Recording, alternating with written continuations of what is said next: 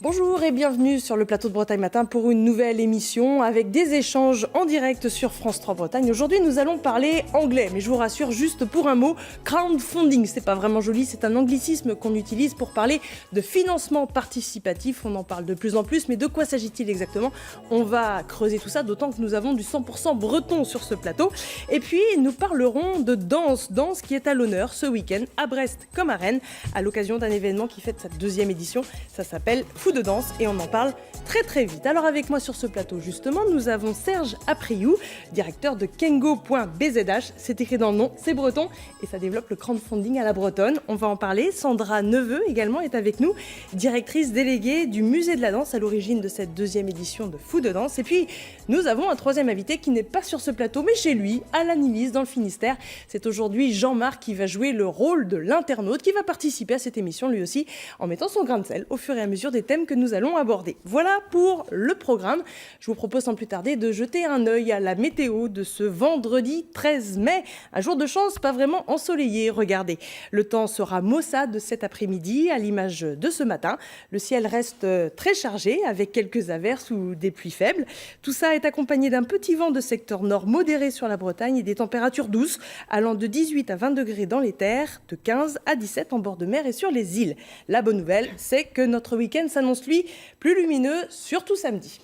Voilà pour le petit rayon de soleil. Nous en avons un deuxième avec l'arrivée d'Hélène Pédèche. Voilà pour le petit compliment du vendredi. Bonjour Hélène. Bonjour Valérie. Vous êtes journaliste aussi à la rédaction. Et puis alors vous venez nous parler de ce qu'il y a dans l'actualité aujourd'hui en Bretagne. Voilà, alors dans le journal de ce midi, nous reviendrons sur l'évacuation tôt ce matin de la salle de la Cité dans le centre de Rennes. Les forces de l'ordre ont délogé une centaine d'opposants au projet de loi de travail. Nous serons en direct également pour faire le point aussi à la veille d'une nouvelle manifestation très redoutée à Rennes. Dans le pays de Brest, Ségolène Royal signe aujourd'hui sur l'île d'Ouessant un projet d'île à énergie positive. On vous expliquera ce que ça veut dire. Et puis il sera question de festival, le festival Art Rock. Oui, à Saint-Brieuc, c'est donc le début de ce festival, la 33e édition aujourd'hui. Elle va durer tout le week-end. Une édition où la musique côtoie cette année le street art. Au programme, Louise Attaque ce soir, Joy Star et Jane. Je ne connais pas, mais mes enfants connaissent. Ah oui, effectivement, je vous confirme que les plus jeunes connaissent. Mais c'est plutôt sympa, ça fait danser ça justement aussi. Merci beaucoup Hélène. Vous revenez quand vous voulez sur le plateau de Bretagne Matin. À bientôt. Alors vous le savez, l'information se décline aussi sur notre site internet où nous avons une rédaction web à l'affût et dès tôt le matin, ils sont au taquet comme on dit. On retrouve justement Stéphane Gramont qui fait partie peut-être de ceux qui se sont levés tôt. Et non Valérie, moi j'étais bien tranquille, tandis que Sylvaine Saliou, elle, effectivement, travaillait sur l'évacuation de la salle de la Cité. Donc un récit sur ces 2h30 d'intervention. On en a vu quelques images. C'était assez animé avec des manifestants, des occupants qui sont montés sur le toit, des policiers qui sont venus les déloger à l'aide d'une nacelle de pompiers.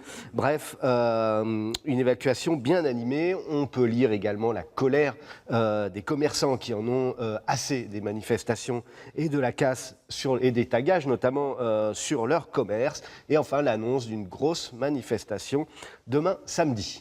Eh bien, merci beaucoup Stéphane pour toutes ces informations. Donc voilà, si vous êtes intéressé, vous pouvez déjà aller surfer ou bien nous retrouver à midi dans nos journaux, à partir de midi pour notre premier journal télévisé. Justement, je me tourne vers Jean-Marc qui nous suit depuis le Finistère. Bonjour Jean-Marc. Bonjour Valérie, bonjour l'équipe. Bonjour. Alors est-ce qu'en termes d'actualité, il y a justement quelque chose qui vous a plu, agacé, énervé ? Par les temps qui courent, il y a plein de choses qui agacent, hein, ça c'est sûr. Je voudrais revenir sur un petit élément, enfin je ne sais pas si vous en avez parlé, c'est du S à l'arrière des voitures. Comme nous Alors, avons le A pour apprenti. Oui, moi je pensais que ça voulait dire superconducteur. Vous voyez, j'ai une barbe blanche, donc je commence à approcher du potentiel du S à l'arrière de ma voiture. Et c'est intéressant parce qu'en fin de compte, on a toujours l'impression que c'est l'autre qui conduit mal, parce que nous, on conduit tous super bien. Ça doit être pour ça qu'ils ont mis un S. Et non, je trouve que Ça devient assez affligeant toute cette. En fait, compte, pourquoi on ne va pas carrément sur une formation au long de la vie à conduire, c'est-à-dire retourner tous les 3 ans, faire 2, 3 heures de conduite avec un moniteur et qui nous C'est pas fasse bête. revenir, enfin refaire attention à certaines choses, comme mettre son clignotant, regarder des angles morts, qui serait beaucoup moins stigmatisant. Et puis, en fin de compte, tout le monde, à un moment donné dans sa vie professionnelle et enfin, pour ceux qui conduisent, par exemple, régulièrement, comme moi, on prend des mauvaises habitudes et puis c'est le Et en côté même temps, c'est pédagogique. exactement. Bon, c'était ce qu'on peut appeler le coup de gueule de Jean-Marc, en tout cas le premier. Je ne sais pas ce qu'il nous réserve pour la suite, mais effectivement, ce S n'est pas encore validé, mais ça a fait beaucoup causer. C'était en janvier, je crois qu'une association a lancé cette idée. Pourquoi pas un S pour senior comme il y a un A pour apprenti. Ça fait un peu stigmatisé aussi. Bon, on va passer à notre premier gros thème de la matinée. Je vous le disais, on va parler de crowdfunding. Bon, je sais, je fais une drôle de tête quand je le dis, parce qu'on préfère largement parler de financement participatif. C'est beaucoup plus français déjà. Et puis, on commence à comprendre un peu plus ce qu'il y a derrière. Le principe, eh bien, on va le développer avec notre premier invité.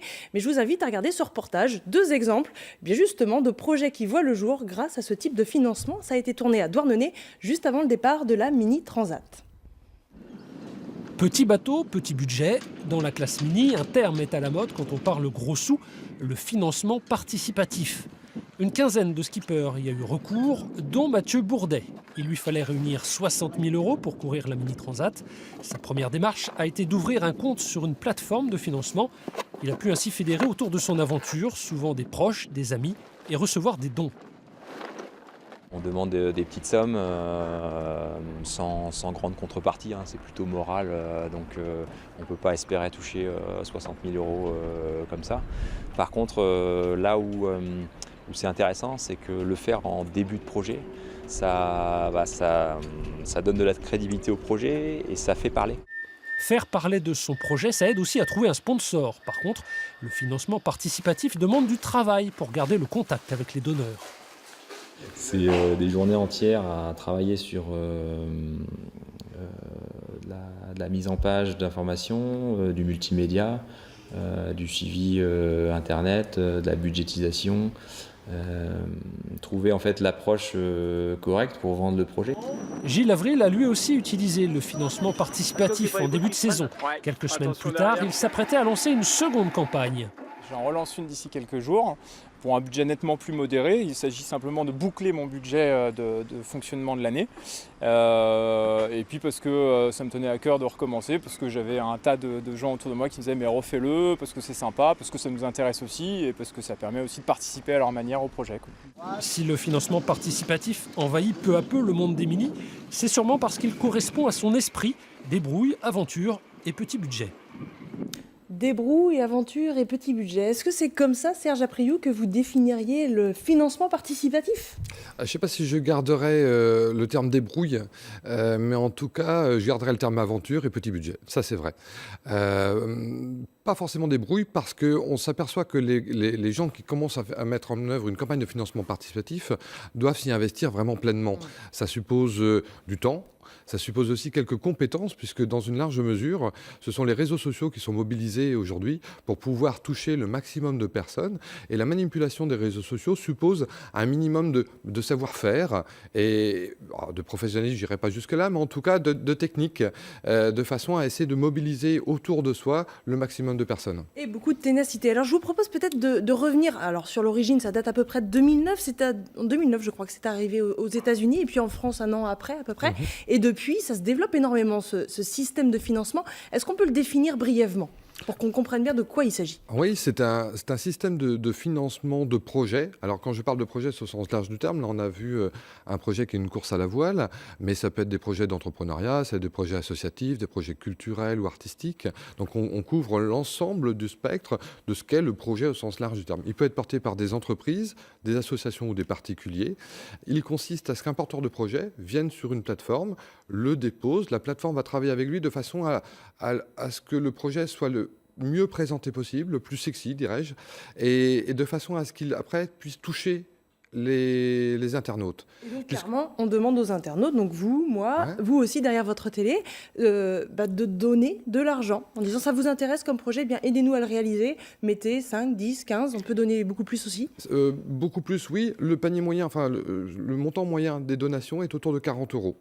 Les projets moyens, en termes de besoins de financement, sont autour de 3 500, 4 000 euros. Donc on est sur du petit montant qui était généralement peu, travaillé ou qui intéressait peu les organismes bancaires ou financiers traditionnels. Là, on est sur les projets du quotidien, les projets des associations, quels qu'ils soient. Ça peut être l'organisation d'un petit événement ou un événement ou une solidarité vis-à-vis de quelqu'un qui est en difficulté à un moment ou à un autre. Donc on est sur un mode de financement de personne à personne. Il n'y a pas d'organisme financier au sens propre du terme.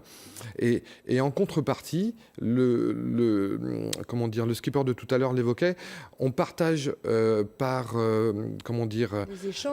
des échanges et on partage une aventure par procuration. Et oui, c'est ça. Et cette aventure par procuration, elle peut être aussi bien sportive comme on l'a là que solidaire ou artistique. Et là, il y a une variété de projets assez épatante. Vous en avez un petit peu parlé. Bon, il y a certes le domaine sportif, mais le domaine culturel est directement concerné. Des fois, grâce à ce type de financement, on voit des compagnies se monter, des spectacles voir le jour.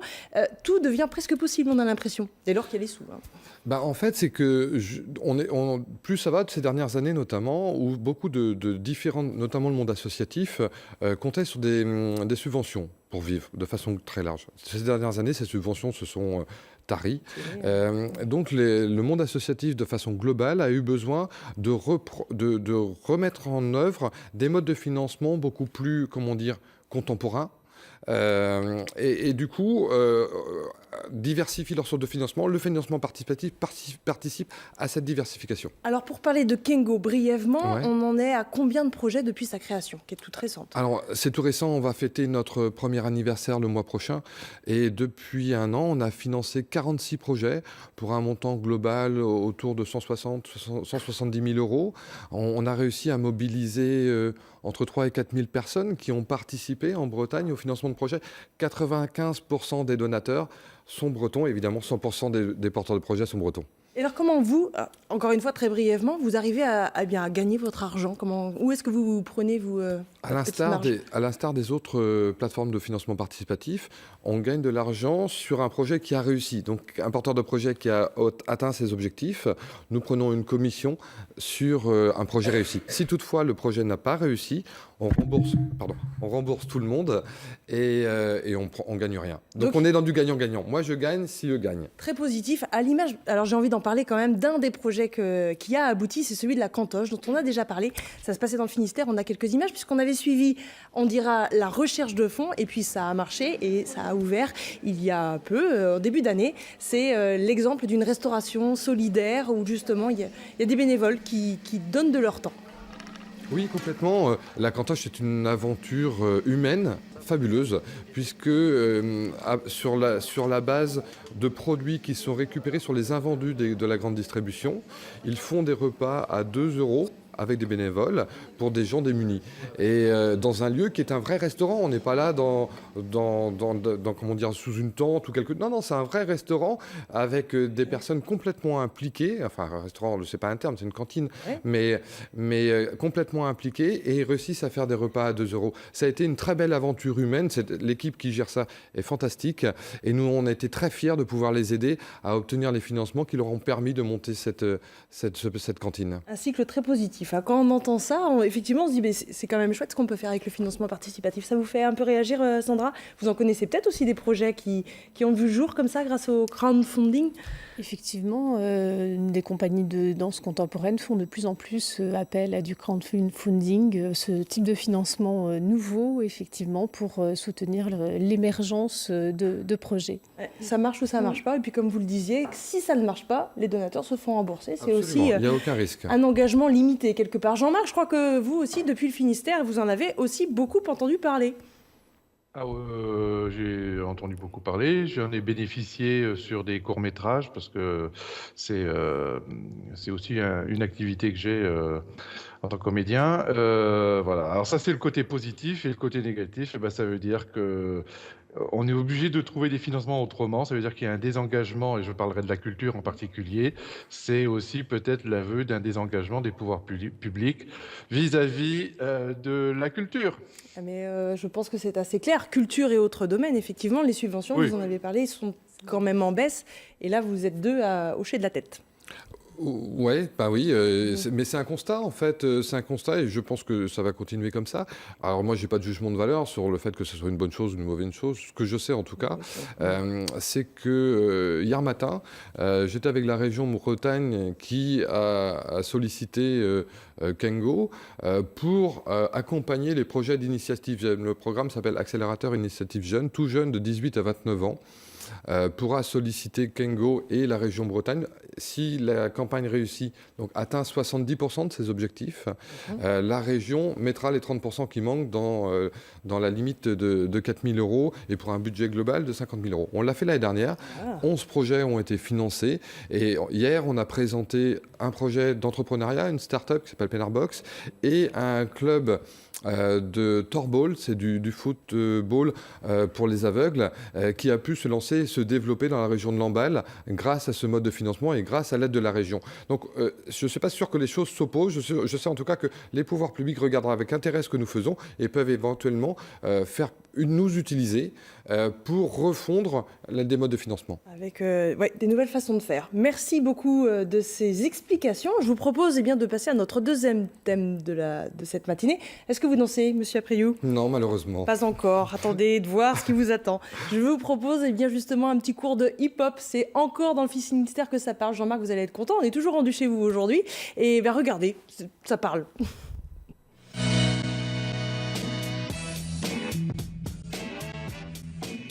Avec le hip-hop, une des formes d'expression de la culture urbaine américaine fait son entrée à Saint-Yvi, petit bourg de la campagne cornouaillaise.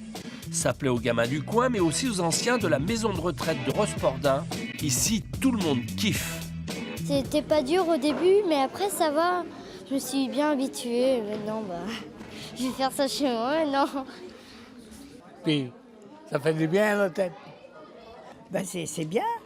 Moi, j'avais jamais dansé de hip-hop, à mon âge. Et il n'y avait personne pour m'initier parce que je suis toute seule dans la vie, alors. Aujourd'hui, pas de voltige ni de figures acrobatiques. Chacun doit pouvoir participer. Le hip-hop, ce n'est pas fait que pour les jeunes. L'idée, justement, c'est d'aller à l'encontre, en tout cas, essayer de casser les clichés et de permettre à ce que la danse hip-hop et le hip-hop, dans sa globalité, puissent être vus, pratiqués par un ensemble de personnes et de publics. Même si ces anciens connaissent mieux le tango, la valse ou la gavotte que le hip-hop, leur animatrice n'est pas étonnée du tout par leur enthousiasme.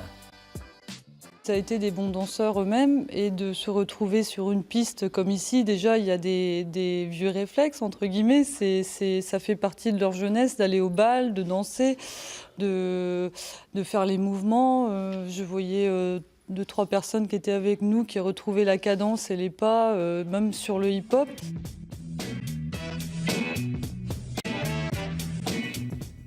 Voilà, un air entraînant. Je sens que vous allez finir par vous trémousser peut-être sur ce plateau. En tout cas, merci Sandrine Neveu d'être venue nous parler de danse. On le voit, ça rassemble toutes les générations, la danse. On a chacun nos styles, on a eu chacun notre éducation, mais ça parle quand même à beaucoup. Tout à fait, chacun peut entrer dans la danse finalement assez aisément pour peu qu'il ait le désir de se mettre en mouvement.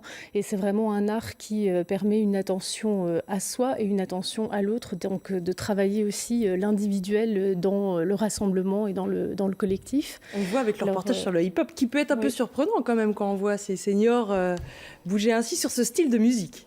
Oui, mais pas tant que ça. Finalement, on peut entrer très facilement dans tout type de danse. La danse, c'est aussi un art de l'expression libre. Donc, on peut tout à fait avoir une grande liberté d'interprétation aussi à partir d'une danse qui peut être codifiée. Mais on peut aussi se l'approprier comme on l'entend. Alors, c'est une grande famille, la danse, avec quand même des membres très variés, si on peut parler ainsi. On l'a vu avec le hip-hop, mais il y a du très classique aussi. Et Fou de danse, justement, l'opération de ce week-end se veut justement ouvert à tous les types ?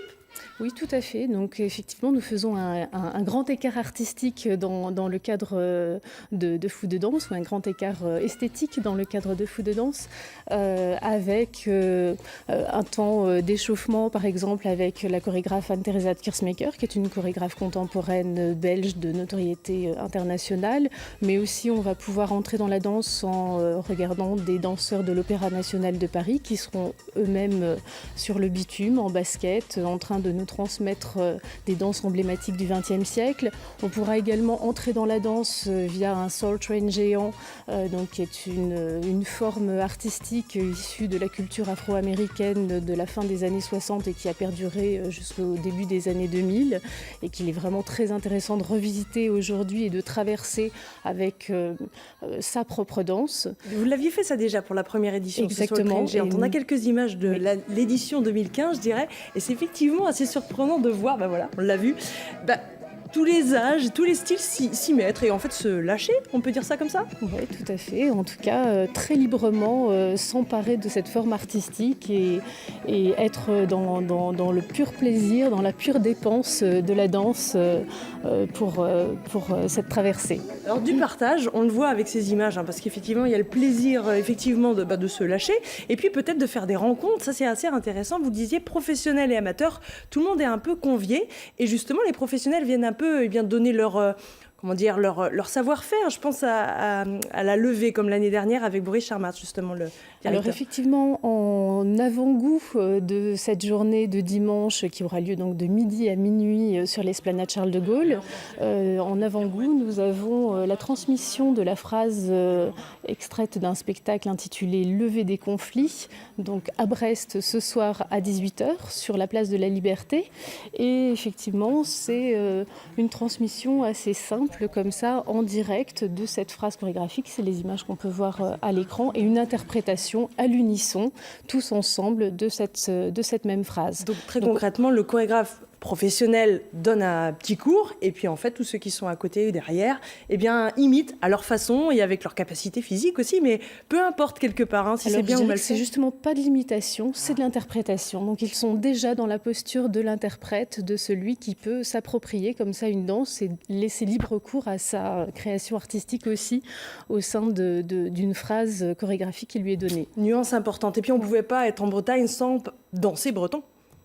Oui, avec un Fest Days aussi, un temps de Fest Days qui sera proposé et qui sera animé par le groupe Startigène. L'an dernier, nous avions le groupe Armand Marcotin Quintet et le groupe Startigène sera également accompagné de danseurs du cercle celtique de Cesson-Sévigné pour nous apprendre à être plus précis peut-être que l'an passé encore dans ces danses bretonnes. On le comprend bien, il y en a vraiment pour tous les goûts. Alors le rendez-vous est fixé, vous avez parlé de Brest pour ce soir et puis dimanche. Alors depuis midi jusqu'à minuit, il y a largement de quoi s'occuper, si je parle dans le bon ordre, si je mets les mots dans le bon ordre. Et puis il y a aussi des créations, des travaux collectifs qui sont prévus. Tout à fait. Alors, par exemple, il y a le projet Roman Photo que nous avons travaillé donc avec des amateurs depuis déjà un certain nombre de week-ends. Le principe, brièvement, c'est un roman photo ? Alors, Roman Photo, c'est un principe chorégraphique qui part d'un livre, une grande somme photographique de l'œuvre de Merce Cunningham. Merce Cunningham, qui est un chorégraphe américain, qui est une grande référence pour la danse contemporaine, qui est aujourd'hui décédé. Et à partir de cet ouvrage-là, les amateurs interprètent les photographies de cet ouvrage qui condense comme ça toute l'œuvre de Merce Cunningham. Et c'est une manière très ludique d'entrer comme ça dans le patrimoine chorégraphique d'un très grand chorégraphe. Je sens que ça va donner envie à Jean-Marc d'aller danser ce soir du côté de Brest, non ? Ah ben oui, ça y est, là, j'ai chaussé mon tutu et puis mes ballerines. Non, mais sans trêve de plaisanterie, c'est vrai que la Bretagne est terre de danse avec les danses bretonnes, évidemment. Et puis sur Brest, nous, on a cette chance. Actuellement, on a l'Opéra de Paris, entre Brest. Ils sont sur Landerneau, au fond Édouard Leclerc, au Capucin. On a de très bonnes compagnies. Moi, je suis très fan d'une compagnie qui s'appelle Moral Soul. Comme ça, je vais faire mon petit coup mon petit coup de cœur en même temps. Très bien. Donc, c'est Erwan Assé. Moi, j'adore voir. J'envie ces gens qui sont très à l'aise avec leur corps. Et en même temps, comme vous le disiez, Sandra, en fait, on peut aussi être mal habile avec son corps. On peut tout à fait danser malgré tout. Oui, c'est l'occasion justement de mieux le connaître aussi. Voilà, c'est une invitation à danser. Il faut oser. Est-ce que Serge, on vous a convaincu? Ouais, je suis convaincu d'y aller ce soir à Brest, en tout cas. À Brest, ou alors sinon plus... Ah bah oui, parce que vous êtes quand même plus près de Brest que de Rennes. Alors pour ceux qui sont plus près de Rennes, ce sera donc dimanche. Vous avez toutes les informations sur le site internet de Fou de Danse. Merci beaucoup à vous deux d'être venus sur ce plateau. J'ai une petite surprise pour la fin de cette émission, vous le savez peut-être si vous êtes habitués. Nous avons une rubrique qui s'appelle notre coup de pouce au refuge de la région. Et aujourd'hui, musique.